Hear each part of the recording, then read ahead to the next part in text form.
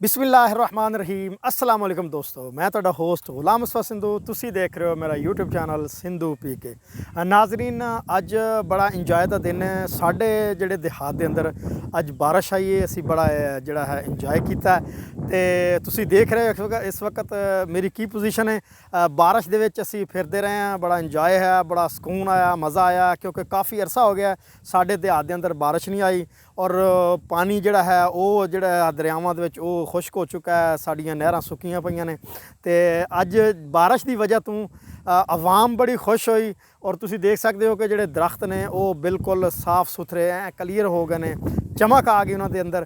ते सारे जिन्ने भी साडे इलाके दे बच्चे सी छोटे छोटे, उन्होंने बड़ा इंजॉय किया। असी तुहानूं दिखाने अपने देहात का मंजर कि बारिश तो बाद देहात का मंजर कैसा होंदा है। ते अगर तुसी मेरे चैनल पर नए हो तो मेरे चैनल को फौरी तौर पर सबसक्राइब करो, बैल आइकन को क्लिक करो ताकि मेरी हर एक आने वाली नई वीडियो का नोटिफिकेशन तुहाडे तक बर वक्त पहुँचता रहे।